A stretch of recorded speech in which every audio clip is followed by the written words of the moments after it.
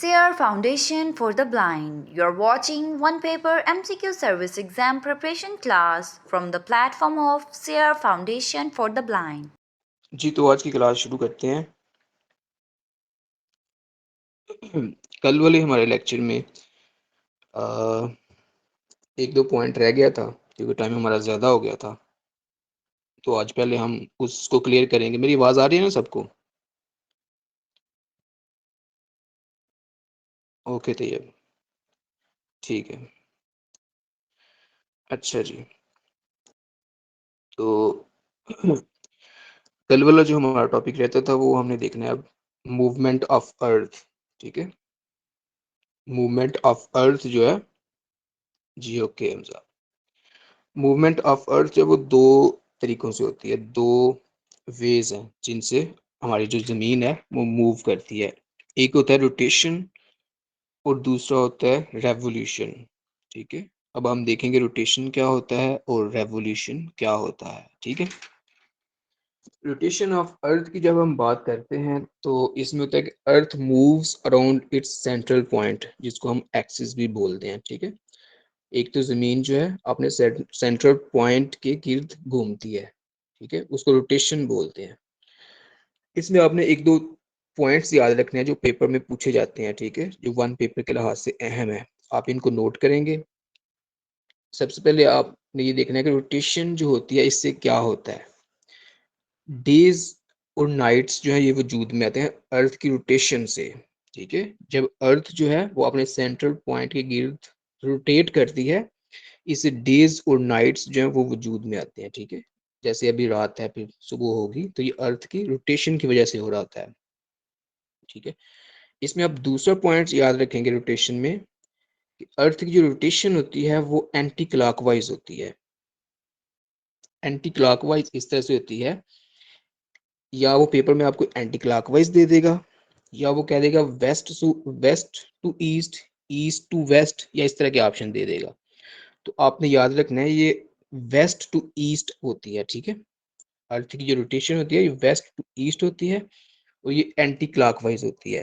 Rotation में आपने just ये दो पॉइंट्स याद रखने हैं। एक तीसरा पॉइंट आप इसमें नोट और कर लें कि रोटेशन जो होती है अर्थ की, उसका एग्जैक्ट टाइम क्या है हमारे पास।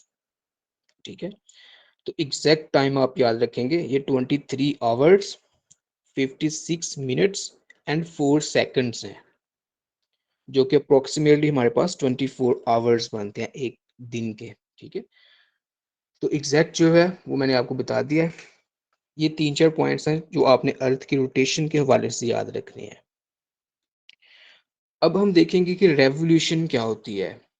ठीक है, रोटेशन तो थी कि अर्थ अपने सेंटर पॉइंट के गिर्द रोटेट कर रही है। रेवोल्यूशन ये है कि अर्थ जो है वो सन के गिर्द रिवॉल्व कर रही है। ठीक है, सन सेंटर में है, उसके गिर्द जमीन जो है वो हरकत कर रही है, यानी मूव कर रही है, रिवॉल्व कर रही है, सूरज का तवाफ कर रही है, आप समझ लें। ठीक है, तो इस रेवोल्यूशन से क्या होता है, अर्थ की जो रेवोल्यूशन है हमारे पास, इससे क्या होता है, इससे हमारे पास ईयर्स बनते हैं। ठीक है, ईयर्स और सीजन्स बनते हैं। तो आप अर्थ की जो रेवोल्यूशन है उसका एग्जैक्ट टाइम याद रखेंगे। ठीक है, इसका एग्जैक्ट टाइम है 365 डेज प्लस 6 आवर्स। ठीक है, एक साल में 365 डेज प्लस 6 आवर्स होते हैं हमारे पास। तो ये 4 साल बाद जो डेज है ये 366 डेज हो जाते हैं। वो किस तरह से होते हैं, जो हमारे पास 6 आवर्स हैं, 6 को 4 से मल्टीप्लाई करें वो 24 आवर्स बनते हैं। तो 24 आवर्स हमारे पास क्या है, एक पूरा डे है हमारे पास। तो 4 साल बाद जो 366 डेज बन जाते हैं, इसको जो एक डे आपके पास आ गया, आप इसको कहाँ एडजस्ट करेंगे। ठीक है, तो 4 साल बाद आप इसको, हाँ, इस ईयर को लीप ईयर बोलते हैं। ठीक है, 366 डेज वाला जो ईयर होता है इसको आप लीप ईयर बोलते हैं। तो इस जो 4 साल बाद जो एक दिन का इजाफा हुआ है, इसको भी तो किसी मंथ के अंदर एडजस्ट करना है ना। तो आप इसको फेब के अंदर जो है फरवरी में एडजस्ट करते हैं। नॉर्मली आपको पता है कि फरवरी में 28 डेज होते हैं। ठीक है, तो 4 साल बाद जो लीप ईयर होता है उसमें फरवरी में हमारे पास 29 डेज हो जाते हैं। ठीक है, ये पॉइंट आपने याद रखना है। उसके बाद आप याद रखेंगे कि वो पूछ लेता है कि फला ईयर जो था वो कौन सा था, यानी कि कोई भी आपको ईयर दे देगा, या जैसे 1990 बोल दे, 1994 बोल दे, 2000 बोल दे, तो आप इसमें से कोई एक डेट याद रख सकते हैं। जैसे कि आप याद रख सकते हैं 2020 हमारे पास जो था वो लीप ईयर था, 2024 भी हमारे पास जो है लीप ईयर्स है, ठीक है, तो हर 4 साल बाद आता है। इस तरह से आप कैलकुलेट करके उसको बता सकते हैं, ठीक है। ये कुछ पॉइंट्स है 5-6, ये हमारे कल के लेक्चर से थे, ठीक है। तो आज हमारा जो लेक्चर होगा, आज जो हमारी क्लास होगी, वो हम वर्ल्ड मैप पे करेंगे, ठीक है। वर्ल्ड मैप में जो हमने 7 कॉन्टिनेंट्स पढ़े हैं, हम उनको बारी बारी करेंगे, ठीक है। तो आज जो हम कॉन्टिनेंट करने जा रहे हैं वो है साउथ अमेरिका, ठीक है, साउथ अमेरिका। अच्छा बच्चों, वर्ल्ड मैप में साउथ अमेरिका अमेरिका की जो लोकेशन है वो आप इस तरह से याद रखेंगे, जैसे हमने कल एक वर्टिकल लाइन ड्रा की थी, जिसको हमने मेरिडियन लाइन भी बोला था, ठीक है, लॉन्गिट्यूड जो हमने खींचा था। उसने हमारी जो वर्ल्ड है उसको दो सेमी सर्कल्स में, या दो हेमिस्फेयर्स में, सॉरी, दो हेमिस्फेयर्स में डिवाइड कर दिया था। एक हमारे पास ईस्टर्न हेमिस्फेयर बना था, दूसरा वेस्टर्न हेमिस्फेयर बना था। तो जो साउथ अमेरिका का कॉन्टिनेंट है ये वेस्टर्न हेमिस्फेयर में है, ठीक है। मैंने कल आपको बताया था पाकिस्तान हमारा जो ईस्टर्न हेमिस्फेयर में आ रहा है। तो जो अमेरिका है, साउथ अमेरिका हमारे पास वेस्टर्न हेमिस्फेयर में आ रहा है, ठीक है। अब हम देखेंगे कि इस कंट्री के इस जो कॉन्टिनेंट है इसमें नंबर ऑफ कंट्रीज कितने हैं, और इससे रिलेटेड इस कॉन्टिनेंट से रिलेटेड जो आपसे क्वेश्चंस पूछे जा चुके हैं या जो पूछे जा सकते हैं, हम उनको डिस्कस करेंगे, ठीक है। सबसे पहले आप इसका जो मैप है उसको अंडरस्टैंड करने की कोशिश करेंगे। आप अपने माइंड के अंदर एक बॉक्स जो है वो इमेजिन करेंगे, ठीक है। एक बॉक्स अपने माइंड में इमेजिन करें और हमारे पास इस कॉन्टिनेंट में जो नंबर ऑफ कंट्रीज हैं वो आप नोट कर लें, वो 12 हैं। साउथ अमेरिका में नंबर ऑफ कंट्रीज जो हैं वो 12 हैं, ठीक है, 12 कंट्रीज हैं हमारे पास। तो अब हमने इन 12 कंट्रीज को, इन 12 कंट्रीज को जो बॉक्स अपने माइंड में आपने इमेजिन किया है, उधर हमने इनको लोकेट करना है अब, ठीक है, कि कौन सा कंट्री किस लोकेशन में है। तो आपको लोकेशन का आपको पता है कि एक साइड हमारी जो नॉर्दर्न साइड है, ठीक है, उसका भी आपको पता है, नॉर्थ साउथ ईस्ट वेस्ट, इस कंसेप्ट को आप समझते हैं। तो हम उसी अकॉर्डिंग कंट्रीज को लोकेट करेंगे, ठीक है। अब ये जो बॉक्स है, आपको पता है इसका नॉर्दर्न पार्ट जो है उधर हम कौन कौन सा कंट्री लोकेट करते हैं, ठीक है। तो सबसे पहले हम लोकेट करेंगे वेनेजुएला, ठीक है। साउथ अमेरिका के नॉर्थ क्या है, ये बॉक्स के अंदर है सारे, ठीक है। ये जितने 12 कंट्रीज हैं हमने इनको बॉक्स के अंदर, मैंने इसलिए कहा कि आपको लोकेशन समझने में थोड़ी आसानी रहे, ठीक है। तो इसके नॉर्थ हम देखेंगे, इसके नॉर्थ में कौन कौन सी कंट्री है, ईस्ट में कौन सी है, वेस्ट में कौन सी है, साउथ में कौन सी है, ठीक है। इन 12 कंट्रीज को हमने इस बॉक्स के अंदर ही लोकेट करना है। सबसे पहले हम नॉर्थ में देखते हैं। तो सबसे पहली कंट्री जो हमारे पास नॉर्थ में आती है वो है वेनिनजुला, ठीक है, वेनिनजुला। वेनिनजुला कंट्री कहाँ फॉल करती है, ये साउथ अमेरिका में है और साउथ अमेरिका के नॉर्थ में है, ठीक है। दूसरी कंट्री हमारे पास आती है गयाना, ठीक है। गयाना कंट्री जो है ये भी साउथ अमेरिका के नॉर्थ में है। तीसरी कंट्री हमारे पास है सुरीनेम। सुरीनेम भी कंट्री जो है वो साउथ अमेरिका में है और वो भी साउथ अमेरिका के नॉर्थ में है, ठीक है। अब साउथ अमेरिका के वेस्ट में कौन कौन सी कंट्रीज आती हैं, ठीक है, उनके नाम आप देख लें, उनके नाम आप याद रखेंगे। सबसे पहले कंट्री आती है कोलंबिया, ये नॉर्थ वेस्ट में आएगी, ठीक है। सबसे पहले हम नॉर्थ करेंगे, फिर नॉर्थ वेस्ट से हम साउथ की तरफ जा रहे हैं, ठीक है, नॉर्थ वेस्ट से नॉर्थ साउथ की तरफ जाएंगे, सॉरी, साउथ वेस्ट की तरफ जाएंगे, नीचे की तरफ। हमने सबसे पहले नॉर्दर्न कंट्रीज की हैं, अब हम वेस्टर्न कंट्रीज कर रहे हैं। तो वेस्टर्न में नॉर्थ वेस्टर्न कंट्री, जैसे हमारे पास अफगानिस्तान थी पाकिस्तान के नॉर्थ वेस्ट में, बिल्कुल उसी डायरेक्शन में कोलंबिया कंट्री है, इसी कॉन्टिनेंट के अंदर, क्योंकि बॉक्स जो हमने बनाया हुआ है उसके अंदर ही हमने सारी कंट्रीज करनी है, ठीक है। तो नॉर्थ वेस्ट में हमारे पास कोलंबिया बनेगा, ठीक है। और नॉर्थ वेस्ट में ही हमारे पास इक्वाडोर बनेगा, ECUADOR, इक्वाडोर कंट्री। कोलंबिया भी नॉर्थ वेस्ट में है, इक्वाडोर भी नॉर्थ वेस्ट में है, ठीक है। नॉर्थ वेस्ट से नीचे की तरफ हम साउथ की तरफ अब नीचे आ रहे हैं, वेस्ट से हम साउथ की तरफ नीचे आ रहे हैं, ठीक है, साउथ वेस्टर्न में। तो एग्जैक्टली वेस्ट में हमारे पास जो कंट्री आ रही है वो पीरू है। पीरू कंट्री है वो साउथ अमेरिका के वेस्ट में, ठीक है। उसके बाद साउथ अमेरिका के साउथ वेस्ट में एक कंट्री है चाइल के नाम से, ठीक है। चाइल कंट्री जो है वो भी साउथ अमेरिका के साउथ में वेस्ट में है। बेटे इन कंट्रीज की लोकेशन और डायरेक्शन कभी भी आपसे पेपर में नहीं पूछेगा वो, ठीक है। ये जस्ट आपकी अंडरस्टैंडिंग के लिए मैं इस तरह से बना रहा हूँ, ठीक है। और जो चीजें पेपर के पॉइंट ऑफ व्यू से अहम है आपने जस्ट वही याद रखनी है। ये जस्ट इसलिए कि आपके जहन में जो मैप है वो एक दफा नक्श हो जाए कि कौन सी कंट्री किधर किधर लोकेट कर रही है, ये आपकी अंडरस्टैंडिंग के लिए है। जो वन पेपर के लिहाज से ज्यादा चीज अहम होगी वो मैं आपको लिखवा दूंगा, आपको बता भी दूंगा कि इस चीज को याद रखना है आपने, ठीक है। इसमें अभी तक याद रखने वाली चीज सिर्फ कंट्रीज के नाम आपको आने चाहिए कि कौन सी कंट्री किस कॉन्टिनेंट में है, ठीक है। तो हमने देखा है 12 कंट्रीज है हमारे पास, तो हम उनको बारी बारी देख रहे हैं। अब इसके वेस्ट में जो कंट्री आती है वो हमारे पास साउथ वेस्ट में भी आती है और वेस्ट में भी आती है, ये दोनों कंट्रीज हैं, चाइल और अर्जेंटीना, ठीक है। क्योंकि इनकी इनकी जो है ना, इनका जो एक नक्शा मैप है इन कंट्रीज का स्पेसिफिकली हम अलग से देखें तो ये जिस तरह से एक आप कह लें कि जैसे कि वर्टिकल लाइंस नहीं होती, ठीक है, नॉर्थ से साउथ की जाना इस तरह की लंबी सी लाइन खींची हुई है, ये हमारे पास चाइल एक ब्रीक सा कंट्री है, ठीक है। अर्जेंटीना भी इसी शेप का ही है, तो इसलिए हम इनको प्रॉपरली किसी एक लोकेशन में लोकेट नहीं करेंगे। ये साउथ वेस्ट में भी आ रही हैं और वेस्ट में भी साउथ वेस्ट में भी आ रही हैं और साउथ में भी आ रही हैं दोनों कंट्रीज, ठीक है। अब इसके ईस्ट में जो कंट्री आ रही है वो ब्राज़ील है हमारे पास। ब्राज़ील काफ़ी बड़ी कंट्री है तो इसकी ईस्ट को वही खुद ही अकेली कंट्री ही कवर कर रही है, ठीक है। और इसके मिड में दो कंट्रीज आती हैं, एक बोलिविया है, दूसरी पैराग्वे है, ठीक है। ये 12 कंट्रीज हैं साउथ अमेरिका में। अब इसकी हम जो पेपर के पॉइंट ऑफ व्यू से अहम चीजें हम अब उनको डिस्कस कर लेते हैं, ठीक है।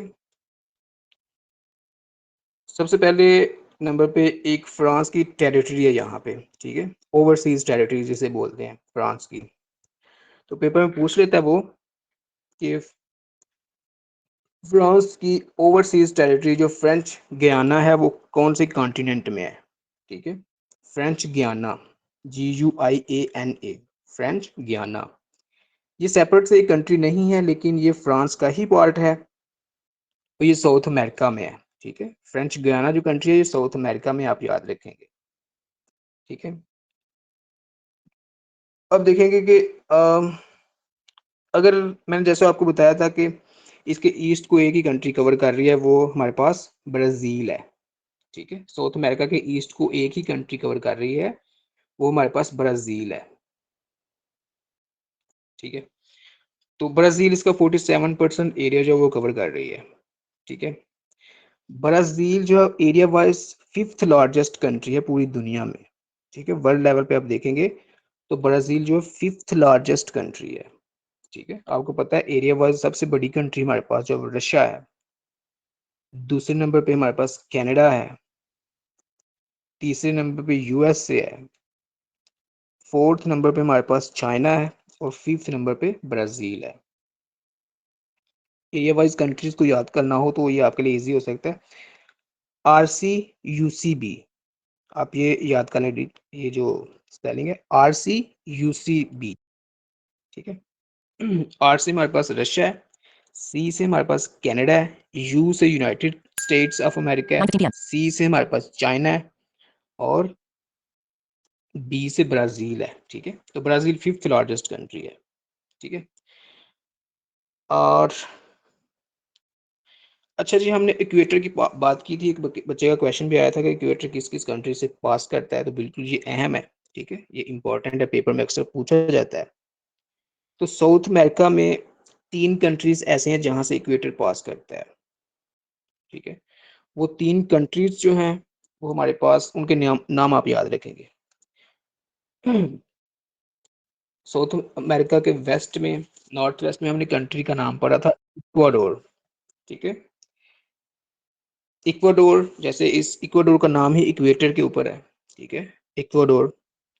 तो सबसे पहले इक्वेटर जो पास करेगा, वेस्ट से ईस्ट की जानब हम आ रहे हैं, ठीक है, ओवरऑल वर्ल्ड मैप पे। तो काइंडली 1 मिनट से आप रुकिएगा, लाइट जो है हमारी ऑफ हो गई है, जस्ट 1 मिनट।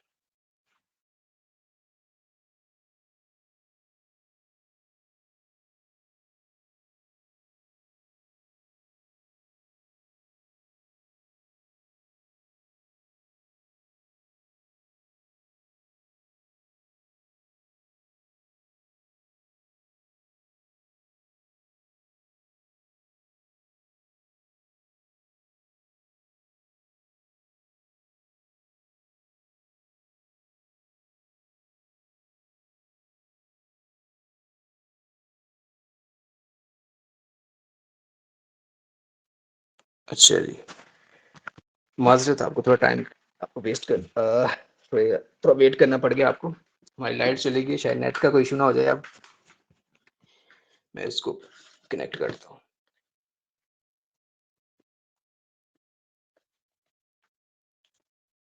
जी, चलिए, मेरी आवाज़ क्लियर आ रही है ना आपको? काइंडली कंफर्म कर दीजिएगा। यस सर, क्लियर है। जी, ओके, ठीक है, ठीक है। तो हम इक्वेटर की बात कर रहे थे। तो हम सबसे पहले जो पास करता है, ये इक्वाडोर कंट्री है, जो हमने साउथ अमेरिका के वेस्ट में एक नॉर्थ वेस्ट में कंट्री पड़ा था, इक्वाडोर। सबसे पहले ये इससे पास करेगा, ठीक है। इसके बाद ये कोलंबिया से पास करेगा, ठीक है। इसके नेक्स्ट जो आएगा आगे, कोलंबिया आएगा। हम वेस्ट से ईस्ट की तरफ आ रहे हैं ना, साउथ अमेरिका के मैप के ऊपर, ठीक है। सेकंड कंट्री जो है कोलंबिया है, और थर्ड कंट्री हमारे पास ब्राजील है। तो साउथ अमेरिका में हमारे पास जो इक्वेटर है वो 3 कंट्रीज से पास करता है, उनके नाम मैंने आपको बता दिए हैं। ओवरऑल अगर बात करेंगे इक्वेटर की, तो ये ओवर 13 कंट्री से पास करता है और 4 कॉन्टिनेंट्स में से गुजरता है, ठीक है। तो जब हम आगे मजीद उन कंट्रीज को करेंगे, जैसे हम अफ्रीका में जाएंगे या एशिया में जाएंगे या ओशिनिया पढ़ेंगे, तो उसकी डिटेल बाद में बता देंगे आपको, ठीक है। अभी के लिए आपने जस्ट ये 3 कंट्रीज के नाम याद रखने हैं जहाँ से इक्वेटर पास करता है, ठीक है, जो साउथ अमेरिका में है। अच्छा, पेपर में भी पूछ लेता है कि वर्ल्ड लेवल पे लार्जेस्ट माउंटेन रेंज कौन सी है, ठीक है। जैसे हमने पाकिस्तान के लिहाज से पढ़ा था, या पाकिस्तान की जियोग्राफी में हमने पढ़ा था कि जो हमारे पास हिमालय है वो इस एरिया की लार्जेस्ट है, 2400 किलोमीटर, ठीक है। तो ओवरऑल वर्ल्ड लेवल पे जब हम बात करते हैं तो हमारे पास आती है mount Indies, ANDES, mount Indies. ये किधर पूछता है, वो किधर है, ये साउथ अमेरिका में है, ठीक है। फिर आप इसकी लेंथ याद रखेंगे। माउंट इंडीज की जो लेंथ है वो 7000 किलोमीटर्स है, ठीक है, 7000 किलोमीटर। फिर आप इसका हाईएस्ट पॉइंट याद रखेंगे। माउंट इंडीज का हाईएस्ट पॉइंट भी वो पेपर में पूछ लेता है, तो वो है हमारे पास माउंट अकनकोगुआ, ACONCAGOA, ठीक है, माउंट अकनकोगुआ। आप इसकी एलिवेशन याद रखेंगे, 6700 मीटर इसकी एलिवेशन है। इसकी हाइट जो है वो 6700 किलोमीटर्स है, ओ सॉरी मीटर्स है। ये किधर है, ये अर्जेंटीना में है, ठीक है जी। माउंट अकनकोगुआ किधर है, ये अर्जेंटीना में है, ठीक है। फिर वो पेपर में क्वेश्चन पूछते हैं आपसे कि वर्ल्ड लेवल पे जो हाईएस्ट कैपिटल है, जैसे एक एलिवेशन के ऊपर एक बड़े से हिली एरिया के ऊपर जो कैपिटल होता है, हाईएस्ट कौन सा है वो। तो हमारे पास जो हाईएस्ट कैपिटल है वर्ल्ड लेवल पे वो है ला पाज, LAPAZ, ला पाज। ये बोलिविया का कैपिटल है, बोलिविया, ठीक है। बोलिविया भी कंट्री जो है ये ब्राजील के अंदर आती है, ये ब्राजील के सेंटर में है बोलिविया कंट्री। बोलिविया और पैराग्वाई ये दोनों सेंटर में है, और ये दोनों लैंडलॉक्ड कंट्रीज हैं। लैंडलॉक्ड कंट्रीज का कंसेप्ट ये है कि जिनको किसी भी साइड से समंदर ना लगता हो उसको लैंडलॉक्ड कंट्री कहते हैं, यानी कि जो दूसरी कंट्रीज के दरमियान में गिरी हुई होती हैं, इनको डायरेक्ट समुद्र कोई भी नहीं लगता, तो उसको आप लैंडलॉक्ड कंट्रीज कहते हैं। तो साउथ अमेरिका में लैंडलॉक्ड कंट्रीज कितनी है? 2 है। नाम याद रखेंगे आप, बोलिविया और पैराग्वे। ठीक है, तो बोलिविया का कैपिटल जो है वो वर्ल्ड लेवल पे हाईएस्ट है, ला पाज उसको बोलते हैं। ठीक है, इसकी एलिवेशन भी आप याद रखेंगे, 3880 मीटर्स। ठीक है, 3880 मीटर्स इसकी एलिवेशन है। अच्छा, फिर वो पूछ रहे थे कि वर्ल्ड लेवल पे हाईएस्ट लेक जो है वो किधर है? तो आपको साउथ अमेरिका में है। ठीक है, लेक टिटिकाका उसका नाम है, TICACA, टिटिकाका। ठीक है, ये किधर है? ये पीरू और बोलिविया के बॉर्डर के ऊपर है। ठीक है, पीरू कंट्री और बोलिविया कंट्री जो है उनके बॉर्डर के ऊपर है। पीरू कंट्री मैंने आपको पढ़ाया था, ये वेस्ट में है साउथ अमेरिका के, बोलिविया जो है सेंटर में है। ठीक है, तो उन दोनों के बॉर्डर के ऊपर है।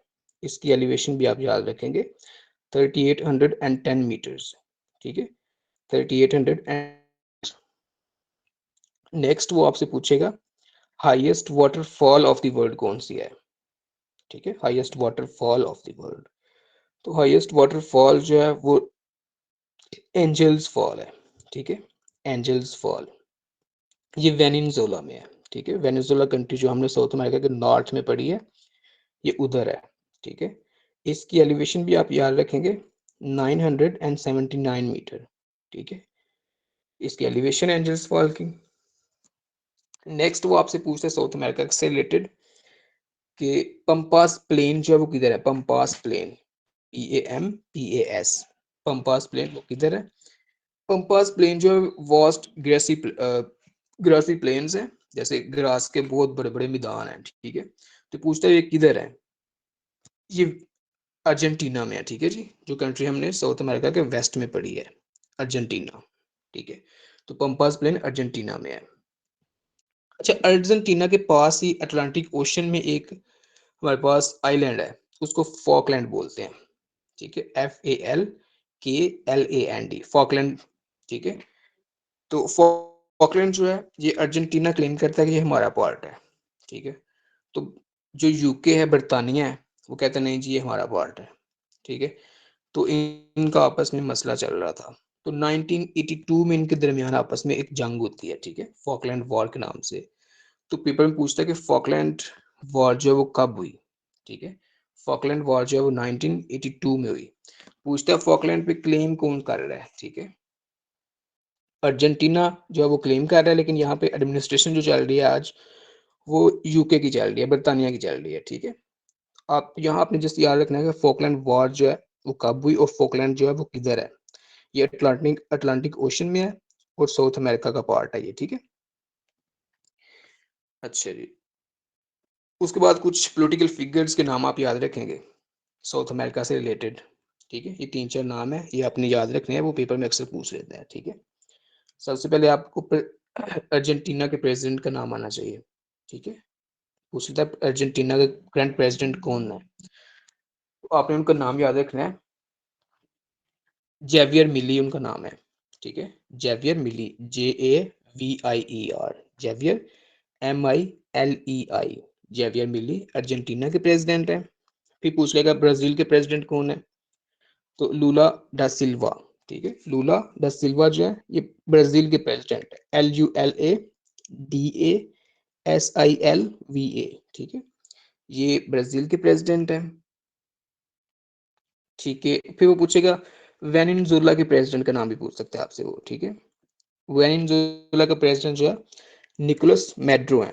ठीक है, NICOLUSMADRO, निकोलस मैड्रो। ठीक है, ये 3 प्रेसिडेंट है, इनके नाम आपने याद रखने हैं। ठीक है, ये ज्यादा फेमस है और ये ग्लोबल लेवल पे फोकस में या रडार में रहते हैं। ठीक है, इनके नाम आपने याद रखने हैं।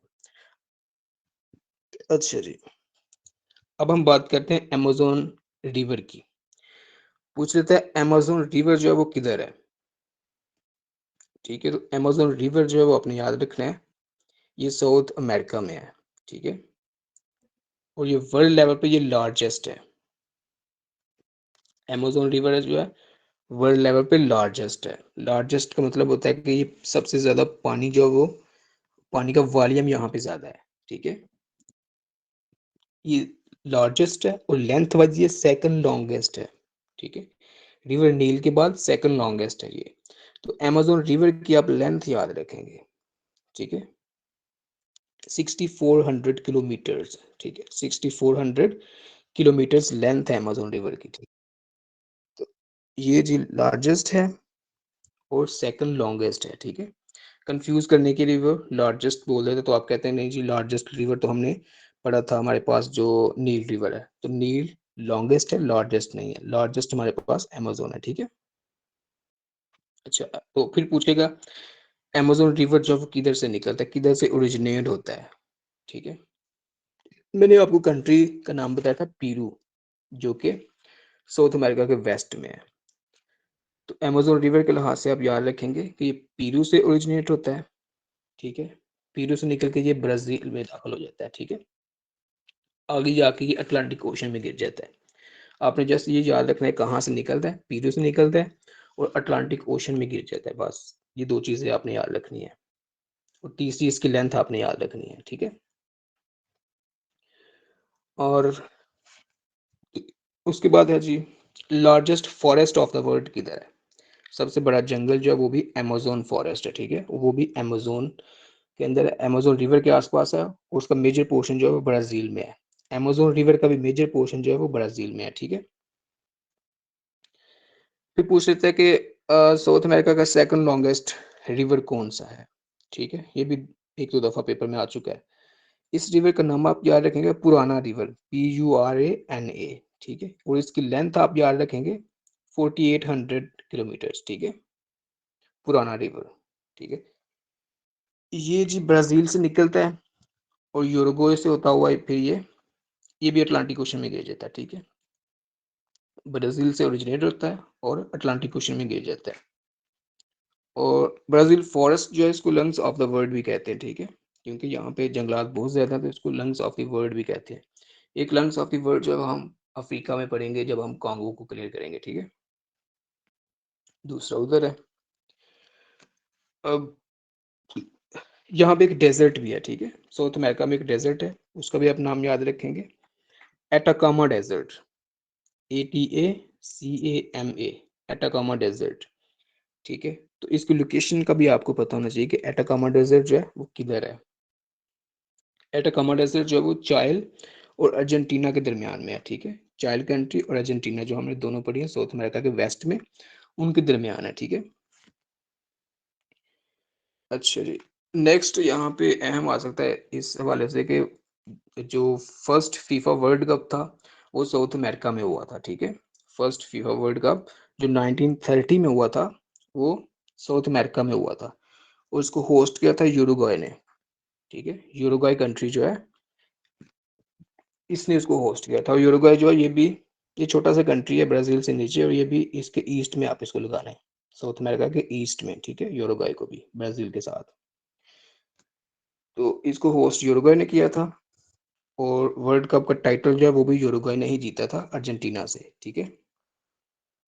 तो ये आप याद रखेंगे, फर्स्ट फीफा वर्ल्ड कप भी हमारे पास साउथ अमेरिका में हुआ था 1930 में, और यूरुग्वे जीता था, ठीक है। अच्छा, पूछ रहे थे कि largest coffee producing country in the world वो कौन सी है, जहाँ सबसे ज्यादा कॉफी जो है वो प्रोड्यूस की जाती है। तो हमारे पास कंट्री है ब्राजील, ठीक है। ब्राजील की जो संटास पोर्ट है ना, संटास पोर्ट, ये काफी पोर्ट ऑफ द वर्ल्ड भी इसको बोलते हैं। तो सबसे ज्यादा कॉफी जो है वो ब्राजील में प्रोड्यूस की जाती है, ठीक है। और सबसे पहले अच्छा, यहाँ पे एक और चीज़ भी आप याद रखेंगे, सबसे ज़्यादा जो ऑयल के रिजर्व्स है ना वो हमारे पास वेनेजुएला जो कंट्री हमने पढ़ी थी ना साउथ अमेरिका के नॉर्थ में, वेनेजुएला लार्जेस्ट रिजर्व्स जो हैं वो इधर हैं, ठीक है, वेनेजुएला में। अच्छा जी, उसके बाद एक दो पर्सनैलिटी है, इसके लिहाज से आपने याद रखना है जो साउथ अमेरिका से हैं, ठीक है। सबसे पहले पोप फ्रांसिस मारियो बरगोग्लियो, ठीक है, जो आजकल पोप हैं, पोप ऑफ रोम जिनको बोलते हैं, ठीक है। तो ये इसलिए अहम है क्योंकि पोप जिनका नाम मैंने बताया, पोप फ्रांसिस जो है, मारियो बर्गिग्लियो नाम याद रहे, ठीक है, तो पोप फ्रांसिस भी चलेगा, ठीक है। तो पोप फ्रांसिस जो फर्स्ट नॉन यूरोपियन पोप हैं, ठीक है। इससे पहले जो इटली में रोम है, रोम इटली के अंदर ही एक छोटा सा ऑटोनोमस रीजन है, तो वहाँ जो क्रिश्चियंस के पोप हैं, ठीक है, ये पहले पोप है जो यूरोप से बाहर से उन्होंने लिए हैं, तो वो उन्होंने अर्जेंटीना से लिए हैं, ठीक है। पोप फ्रांसिस जो है, उसलिए पोप फ्रांसिस कहाँ से बिलोंग करते हैं, तो ये अर्जेंटीना से बिलोंग करते हैं, ठीक है, और फर्स्ट नॉन यूरोपियन पोप है, ठीक है। और उसके बाद एक और पर्सनैलिटी है यहाँ पे, ये बेसिकली पर्सनैलिटी इधर से बिलोंग तो नहीं करती, लेकिन उन्होंने पॉलिटिकल जो है ना अपनी प्रोटेक्शन यहाँ से साउथ अमेरिका में रखी थी अपनी। जूलियन असंज का नाम आप सबने सुना होगा, ठीक है, जूलियन असंज। तो इनके लिहाज से भी हमको 2-3 क्वेश्चंस देखते हैं जो पेपर में आते हैं। जूलियन असंज जो है विकीलीक्स के जो है ये फाउंडर हैं, ठीक है, विकीलीक्स, जो कि इन्होंने 4 अक्टूबर 2006 को इन्होंने इसकी बुनियाद रखी विकीलीक्स की। आपको पता है ये कि नॉन प्रॉफिट मीडिया ऑर्गेनाइजेशन है जो कि क्लासिफाइड डॉक्यूमेंट्स जो है इसको पब्लिश करती है, ठीक है। और मीडिया की तरफ से जो इनको प्रोवाइड किए जाते हैं एनोनिमसली डॉक्यूमेंट्स, क्लासिफाइड डॉक्यूमेंट्स, ये उनको पब्लिश करती है। जूलियन असांज के लिहाज से आपने 3-4 क्वेश्चंस जो है वो पूछे जाते हैं, तो आपने ये याद रखने हैं।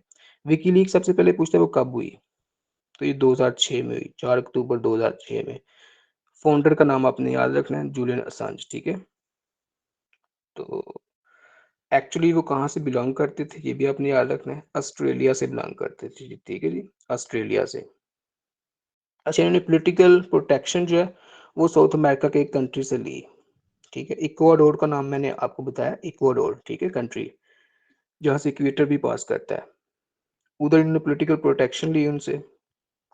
तो यूके की यूके में जो इनकी एम्बेसी है इक्वाडोर की, वहां से 2019 में इनको गिरफ्तार कर लिया गया था, ठीक है, 2019 में। ये 3-4 क्वेश्चंस है जो आप जूलियन असंज के लिहाज से याद रखेंगे।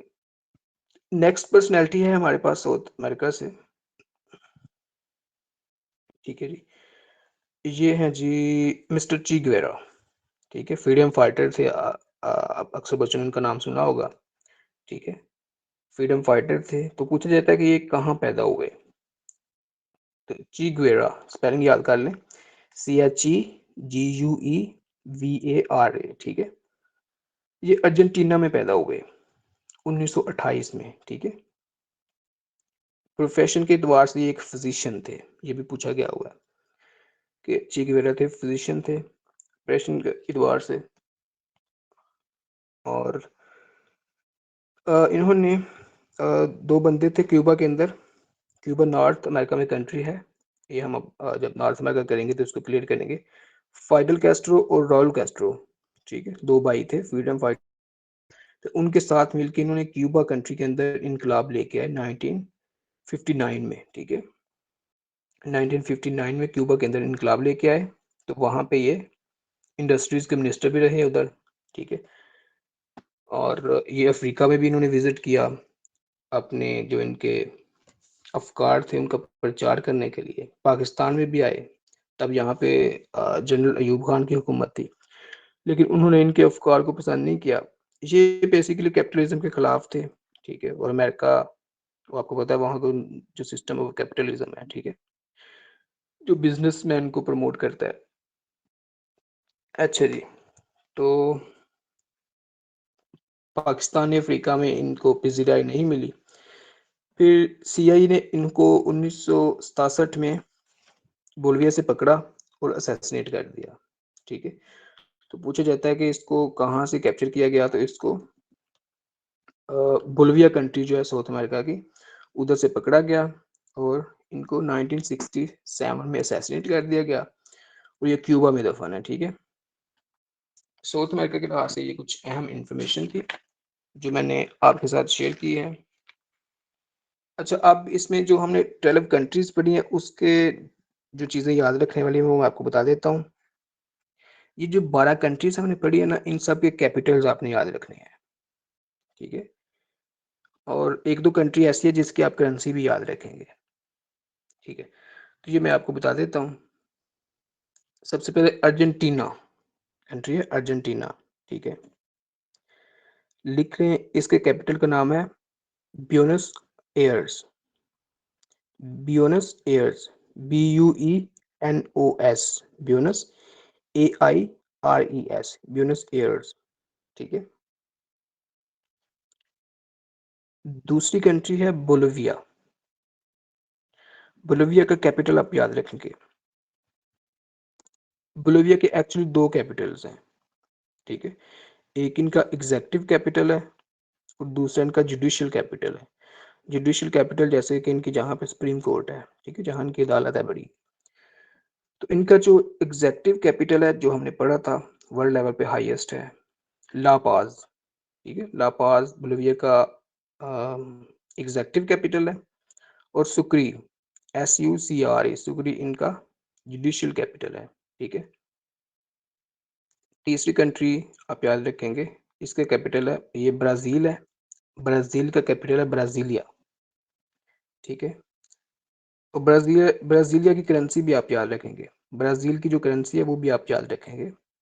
ब्राज़ील की करेंसी है रियल, REAL, रियल। ठीक है, रियल इनकी करेंसी है। इनकी लैंग्वेज भी आप याद रखेंगे, पोर्चुगीज। ब्राज़ील में कौन सी लैंग्वेज बोली जाती है? पोर्चुगीज। ठीक है, पोर्चुगीज लैंग्वेज है, रियल इनकी करेंसी है, ब्राज़ीलिया इनका कैपिटल है। ठीक है। नेक्स्ट कंट्री है हमारे पास चाइल। ठीक है, चाइल का कैपिटल आप याद रखेंगे। ठीक है, चाइल का कैपिटल है सिंटियागो। जैसे अगर आपने पोलो कोएलो की बुक पढ़ी हुई है अल्केमिस्ट, तो वो स्टार्ट ही यहाँ से होती है, द सिंटियागो वाज द बॉय। ठीक है, उस बच्चे का नाम भी सिंटियागो था जिसकी स्टोरी को बयान करता है। चाइल्ड का कैपिटल जो है वो भी सेंटियागो ही है। ठीक है। नेक्स्ट कंट्री जो है हमारे पास वो है कोलंबिया। ठीक है, कोलंबिया का कैपिटल आप याद रखेंगे बुगाटा। ठीक है, कोलंबिया का कैपिटल है बुगाटा। नेक्स्ट कंट्री जो है वो है इक्वाडोर। इक्वाडोर का कैपिटल है Quito, QUITO, Quito. Next country है ग्याना, GUYANA, ग्याना। इसका कैपिटल है जॉर्ज टाउन। ठीक है। जो इक्वाडोर कंट्री है उसकी करेंसी भी आप याद रखेंगे, US डॉलर है। ठीक है। मैं ये आपको बताऊंगा कि इसकी करेंसी क्यों याद रखनी है, क्योंकि साउथ अमेरिका में ये वाहद कंट्री है जिसकी करेंसी जो है US डॉलर है। इक्वाडोर की करेंसी जो है वो US डॉलर है। ठीक है, इस वजह से आपने इसको याद रखना है। कैपिटल के साथ आप करेंसी भी याद रखेंगे इसकी। ठीक है। नेक्स्ट है हमारे पास पैराग्वाय, PARAGUAY, पैराग्वाय। इसका कैपिटल है असनशियन, ASUNCION, असनशियन। ठीक है। नेक्स्ट कंट्री है हमारे पास पीरू। पीरू का कैपिटल याद रखेंगे लीमा, LIMA। नेक्स्ट कंट्री है सुरीनेम। सुरीनेम की जो कैपिटल है वो है पैरामारबियो, पैरामारिबो, PARAMARIBO। ठीक है। इसकी लैंग्वेज भी आप याद रखेंगे, डच लैंग्वेज है इसकी। ठीक है। नेक्स्ट कंट्री है यूरुग्वाय, URUGUAY, यूरुग्वाय। मोंटवीडियो इसका कैपिटल है, MONTEVIDEO, मोंटवीडियो। और लास्ट कंट्री है वेनेजुएला। इसका कैपिटल आप याद रखेंगे काराकास, CARACAS, काराकास। अच्छा बच्चों, ये देखें, अब मैंने आपको कंट्रीज बताई हैं, इनके कैपिटल्स बताए हैं, बाद की करेंसी बताई है, लैंग्वेज बताई है। लाजमी नहीं है आपको सारे याद रहे और रहेंगे भी नहीं। ठीक है। जो जो इसमें याद रखने वाली चीजें हैं वो मैं आपको बता देता हूँ। 3-4 कंट्रीज अहम है, वो आपने याद रखनी है। ठीक है। अर्जेंटीना का कैपिटल आप नहीं भूलेंगे, ब्राजील का नहीं भूलेंगे, चाइल का नहीं भूलेंगे, कोलंबिया का नहीं भूलेंगे और वेनेजुएला का नहीं भूलेंगे। ठीक है। ये 4-5 कंट्रीज मैंने मेंशन की है, इनके वो बार-बार पेपर में उसने पूछा हुआ है, ठीक है? तो ये आपने याद रखने हैं। और बाकी अगर इनकी लैंग्वेज की बात करेंगे तो ब्राज़ील की लैंग्वेज पोर्चुगीज़ है, आपने याद रखनी है, और सूरीनेम की लैंग्वेज डच है, ठीक है? तीसरी कंट्री गयाना है, वहाँ इंग्लिश बोली जाती है। बाकी तमाम कंट्री जो 9 कंट्री वहाँ स्पेनिश बोली जाती है, ठीक है? ब्राज़ील में हमने देखा पोर्चुगीज़ है, गयाना में इंग्लिश है और सूरीनेम में डच है। बाकी तमाम में जो है स्पेनिश बोली जाती है, ठीक है? बस हाँ, इसमें यही है। आज का ये थोड़ा-सा मेरे ख़्याल से आपको थोड़ा टफ लगेगा क्योंकि यहाँ पे जो माउंटेन है, ठीक है? जैसे माउंटेन जो पीक्स हैं, डेज़र्ट्स हैं, ठीक है? या लेक्स हैं, नेम्स इनके थोड़े से जो है ना इस तरह से हैं कि थोड़े डिफ़िकल्ट हैं। लेकिन इसको 2-3 दफ़ा आप इसकी रिकॉर्डिंग सुनेंगे तो आपको ये ईज़ी लगेगा इंशाल्लाह, मुश्किल नहीं आएगी। फिर भी अगर कहीं कोई कन्फ्यूज़न हो रही हो, कोई कंसेप्ट समझ नहीं आ रहा हो, तो आप ग्रुप में ये पूछ सकते हैं, ठीक है? तो अभी के रिलेटेड अगर कोई क्वेश्चन है, जो चीज़ को समझ मिस हो गई है कोई चीज़ लिखने में, तो वो आप काइंडली पूछ लें, ठीक है? जी, बच्चों को अनम्यूट कीजिएगा 5-10 मिनट के लिए, क्योंकि किसी का कोई पॉइंट मिस होगा तो वो पूछ ले। सर पोर्चुगीज एंड डच इन दोनों लैंग्वेजेस के स्पेलिंग्स अगर आप बता दें तो जी, जी, फॉर्म में। ठीक है। पोर्चुगीज़ के लिखें PORTUGUESE, PORTUGUESE। डच के आप लिखेंगे DUTCH, डच लैंग्वेज, ठीक है? और किसी का कोई पॉइंट मिस होगा वो पूछ थैंक यू ले। सर। जी, वेलकम।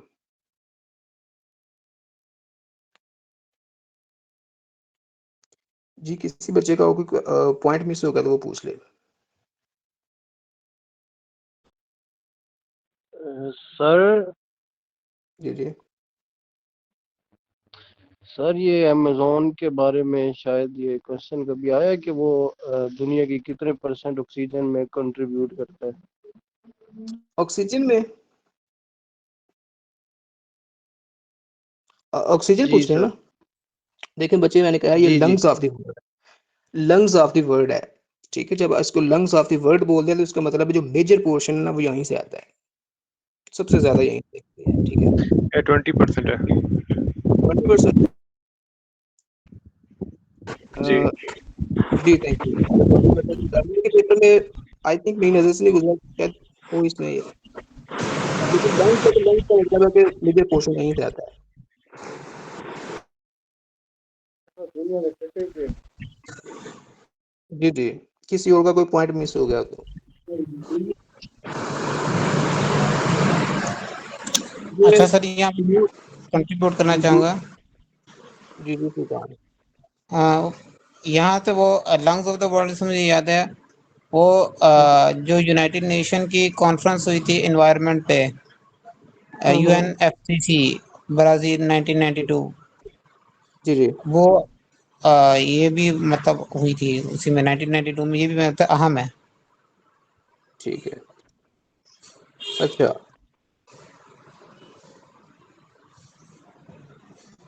जी, जी, उसी के मेरे ख्याल कंटिन्यूएशन थी ना वो जो पेरिस एग्रीमेंट था इसमें। पेरिस एग्रीमेंट इसकी कंटिन्यूएशन है, मतलब ये हाँ, हाँ, 1992 में हुआ, पेरिस एग्रीमेंट तो 2015 में हुआ है। बिल्कुल ऐसे ही यानी है। अर्थ समिट जो हुआ था 1992 में, वो उसमें उन्होंने डिसीजन लिए थे कि हम हर हाँ, साल जो है ना एनवायरनमेंट के ऊपर कॉन्फ्रेंस करेंगे। ये जो जी, अभी हम हर साल देख रहे होते हैं, ये अब कॉप COP29 हुआ है, इस साल COP30 होगा। तो ऐसे ये ही है। वो 1992 के अंदर ही वो डिसीजन हुआ था, तो बिल्कुल, वहीं से 1995 ये से जारी। जी, थैंक यू प्रकाश। 1:45 PM। जी, बच्चे किसी और का कोई पॉइंट कोई मिस हो गया तो वो पूछ ले।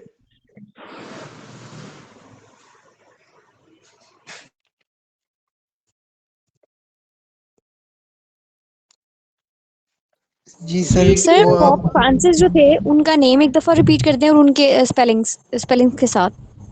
जी ठीक पोप फ्रांसिस का name. Pope Francis Mario Bergoglio, FRANCIS Francis, MARIO Mario, BURGOGLIO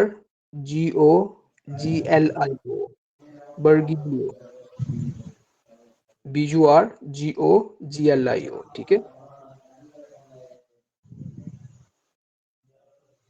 जी, लिख लिया आपने? Yes sir, thank you. Sir जी जी सर पहला पहला तो ये बताएं कि लॉन्गेस्ट, शायद ये थोड़ा सा ना awkward ही लगे क्वेश्चन, के लॉन्गेस्ट और लार्जेस्ट इन दोनों में क्या फर्क हो सकता है सर? ठीक है जी। लॉन्गेस्ट आप कह सकते हैं कि लेंथ वाइज ज्यादा है, उसकी लेंथ ज्यादा है, ठीक है। जैसे वो अब हम नील रिवर की बात करेंगे ना, अफ्रीका में 6,666 किलोमीटर उसकी लेंथ है। अमेजोन पे 6,400 किलोमीटर है, लेकिन अमेजोन को वाटर ज्यादा कैरी करता है उससे, ठीक है। जो ज्यादा वाटर कैरी वाटर है किया ना, है वो सर। ज्यादा कैरी, वाटर का वॉल्यूम ज्यादा है इसमें ओके ओके नील की, ओके। ठीक है। ये पेपर में अक्सर उसने ना, ये पेपर कई दफा ये क्वेश्चन पूछा हुआ है कि लार्जेस्ट रिवर कौन सा है, ठीक है। तो बच्चे को नील लगाते हैं, ये और सेकंड ये कि अमेजोन। वो जो आप वो एक साउथ ऑफ अमेरिका में बता रहे हैं यूएस डॉलर है किसी की, अ, बिल्कुल उसकी क्या वजह है सर? करेंसी है हाँ यार, ये वजह नहीं होती कोई, ये जस्ट ये कि वो फॉलो करते नहीं, हैं करेंसी एक को। आपने कहा ना कि मैं बताता हूँ इसकी क्या वजह है। नहीं नहीं, मैंने ये कहा था कि इसकी ये बताने की क्या वजह है, इसको याद रखने की क्या वजह है, क्योंकि ये थोड़ा सा ऑकवर्ड है। ओवरऑल पूरे साउथ अमेरिका में जस्ट इसी की यूएस डॉलर है, ठीक है ना। इसलिए आपने याद रखना है, क्योंकि बात का वो इस तरह से क्वेश्चन पूछ लेता है जो थोड़ा सा यूनिक हो। देखे ना, पूरे कॉन्टिनेंट में जो 12 कंट्रीज हैं, किसी की भी यूएस डॉलर नहीं है, जस्ट इक्वाडोर की हमारे पास, ठीक है ना। जी जी जैसे सर, मैंने कहा ठीक है। था, हाँ, ब्राजील की आपने याद रखनी है, वो रियल है, ठीक है। तो रियल किसी और की नहीं है वहां पे, वो थोड़ा सा ना एक यूनिक सा था, इसलिए पेपर में वो पूछ सकता है आपसे। सर बाकियों की क्या करेंसी है? बाकी के बच्चे अहम नहीं है, जैसे अर्जेंटीना की अर्जेंटीनो पैसो है, ठीक है। बोलिवियन की बोलिवियानो है, चिलियन पैसो है चिली की, कोलंबियन पैसो है, ये कभी पूछी नहीं गई, ठीक है। सर ये मैं ना कल परसों एक पेपर देख रहा था जिसमें उसने ना कोलंबिया का जो सा है खेल पूछा हुआ था, कौमी खेल कौन सा है। कोलंबिया खेल के का हवाले से भी, जैसे कौन नेशनल गेम कौन सा है, नेशनल गेम भी पूछ सकता है ना फिर, यानी कि ये तो फिर बच्चे कुछ भी पूछ सकता है। ये कुछ भी पूछ सकता है। आप देखिए 193 कंट्रीज है ना पूरी ब्राजील का दुनिया में, नेशनल जो हाँ हाँ हाँ 193 कंट्रीज है ना, वो उसकी मर्जी है, वो कहीं से भी पूछ ले। अब मेरी नजर से वो क्वेश्चन गुजरेगा, मैं आपको वो भी करवा दूंगा, क्योंकि हमें तो नहीं पता होता उसने क्या पूछ लेना है आपसे, ठीक है। यस तो यस। हम मोस्टली करवाते हैं जो क्वेश्चन उसने पूछ, क्योंकि 2020 के बाद जो पीपीएससी का पैटर्न रहा है ना, इसमें तकरीबन आप पेपर्स देखेंगे तो 65% जो क्वेश्चन है वो रिपीटेड क्वेश्चन है, ठीक है ना। तो अब जब ये रिपीटेड क्वेश्चन आपको सारे आते हों, तो 10-15 तो आपको वैसे भी आते होते हैं, जो अनसीन भी होते हैं, ठीक है। तो वो आपके मेरिट में आप फॉल कर जाते हैं, अगर आपने बाकी अच्छे तरीके से किया हो, ठीक है ना। यस इसी वजह से ठीक हमने जो ठीक। कोर्स डिजाइन करते हैं ना, वो पास्ट पेपर को मद्देनजर रखते हुए करते हैं, ठीक है। पूछ वो कहीं से भी सकता है, उसके लिए कोई पाबंदी नहीं है। यही इसकी यही पॉइंट जो है ना, इसको सीएसए से भी ज्यादा मुश्किल बना देता है, क्योंकि वहां तो हमारे पास डिफाइंड कोर्स है, ठीक है, आउटलाइन है, आपने वो करनी है, वहीं से आ जाएगा, ठीक है। और आपका एनालिसिस चेक करेगा, वो क्रिटिकल एनालिसिस आपका यहाँ पे तो आपका एक एक पॉइंट चेक करेगा, एक एक फैक्ट चेक करेगा। तो आप इतने फैक्ट कैसे कैरी कर सकते हैं, ठीक है।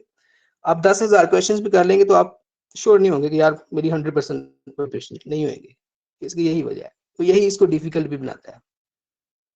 आप बस हिम्मत नहीं हारनी, आपने यकीन के साथ प्रिपरेशन करें, अल्लाह पे यकीन रखें, इंशाल्लाह कामयाब होंगे आप, ठीक है।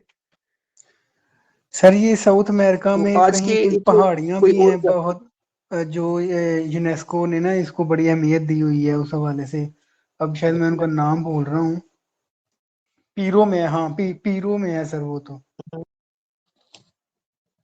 अ, ये बच्चे ये जो माउंटेन रेंज है ना, माउंटेन रेंज इसमें जो है वो सबसे बड़ी वही है, वेनेजुएला से शुरू हो रही है, फिर कोलंबिया में आती है, नीचे पेरू में, फिर चाइल्ड और अर्जेंटीना से होती हुई नीचे चली जाती है, ये माउंट इंडीज ही है उधर, ठीक है। जो सबसे लॉन्गेस्ट है। इसमें मे भी कोई हो, इसमें कोई सेकंड मुकाम हो, मेरी नजर से नहीं गुजरा, मैं इस पे देखूंगा। जिस तरह हमारे इधर है ना ये हड़प्पा और ठीक है, मोहनजोदड़ो है एक आसार मिलते हैं, ऐसे ऐसे ही मैंने सुना हुआ है। उस पीरों में भी है कोई इस तरह का ना आसार मिले हैं इंसानी आबादी की, इंसानी तहजीब के, उस हवाले से मैं कह रहा था। हाँ वो बच्चे पीरू में नहीं, वो मेरे ख्याल अमेज़न फॉरेस्ट में है, ठीक है, जहाँ कहते हैं कि पुरानी तहजीब को बड़ी तरक्की याफ्ता तहजीब थी, यस वो ब्राजील फॉरेस्ट में मेरे ख्याल से, ठीक है। वन पेपर के लिहाज से ये इतना नहीं है, क्योंकि जो फैक्ट बन चुका हो उसका ज्यादा चांस होता है।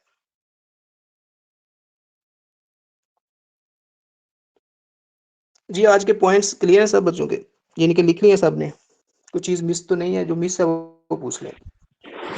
अच्छा सर, एक चीज मुझे बताइएगा, क्या ये जी पेपर जी वन के हवाले से अहम है कि मतलब ये जो साउथ अमेरिका की कंट्रीज है, कौन सी कंट्री पास में किसी कॉलोनी रही है, या ये पोर्चुगीज की रही है, स्पेन की रही है, या कुछ इस तरीके से, ये कुछ इस तरह अहम है या नहीं? अ, इसमें यार देखें, अब क्योंकि माजी में देखो पहले कंट्री किसी और की रही है, उसके बाद किसी और के कंट्रोल में आ गई, फिर तीसरी कंट्री आई, फिर चौथे नंबर पे जाकर उन्होंने जो है ना अपनी आज़ादी हासिल की। इसमें नहीं है, ये नॉर्थ अमेरिका में हम करेंगे इन चीज़ों को, वहां से पूछा जाता है ये, ठीक है। जो यूनाइटेड स्टेट्स की डिफरेंट स्टेट्स है ना, 50 स्टेट्स, वो किस किस के कंट्रोल में रही, किस किस से उन्होंने छीनी, वो अहम है, तो वो हम उधर करेंगे। इधर ऐसा नहीं है कुछ भी। यहाँ एक टेरिटरी आपने जरूर याद रखनी है, जैसे जिस तरह फुरकान आपने क्वेश्चन पूछा ना, फ्रेंच गियाना का नाम आपने याद रखना है, ये फ्रांस ओवरसीज टेरिटरी है साउथ अमेरिका में, ठीक है, इसको आपने याद रखना है। यहाँ पे वन पेपर के लिहाज से ये है। बाकी जो आप क्वेश्चन पूछ रहे हो उसकी बिल्कुल मैं वो समझता हूँ, वो साउथ नॉर्थ अमेरिका में है वो, ठीक है। जैसे कि डिफरेंट स्टेट्स, यूनाइटेड स्टेट्स ने किससे छीनी, पहले 13 स्टेट्स थी, ठीक है, उसके बाद वो 50 तक कैसे पहुंचे, इसमें जो अहम अहम है जो पूछता है वो मैं आपको करवा दूंगा उसमें। आज में आप जस्ट फ्रेंच गियाना का नाम याद रखेंगे कि इसकी फ्रांस की ओवरसीज टेरिटरी है यहाँ पे। हाँ दूसरा आप फोकलैंड आइलैंड वाला देखेंगे, ठीक है, ये जो है ये यूके, यहाँ की एडमिनिस्ट्रेशन है वो यूके संभालता है, अर्जेंटीना इस पे क्लेम करता है लेकिन यूके संभालता है। ये दो यहाँ पे आपने याद रखनी है। और तीसरा आपने फॉकलैंड आइलैंड की लोकेशन याद रखनी है, ये अटलांटिक ओशन में है, ठीक है, पूछ लेता है किस ओशन में है, अटलांटिक ओशन में है, ठीक है। क्लियर है फुरकान साहब?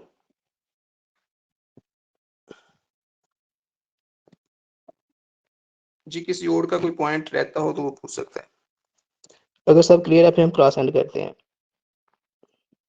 बाकी अगर किसी का कोई जनरल क्वेश्चन हो तो वो ग्रुप में करेगा, वो इंशाल्लाह उसको हम उधर एड्रेस करेंगे।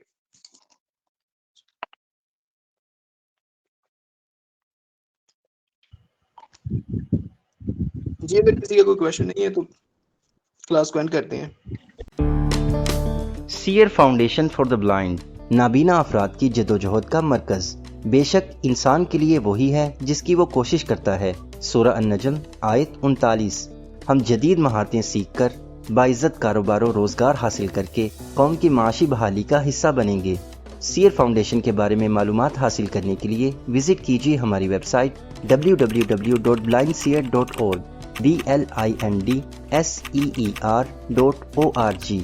हमसे रब्ता कायम करने के लिए contact@blindseer.org पर मेल कीजिए या फिर हमारे व्हाट्सएप नंबर 0370 530 7085 पर वॉइस या टेक्स्ट मैसेज सेंड कीजिए।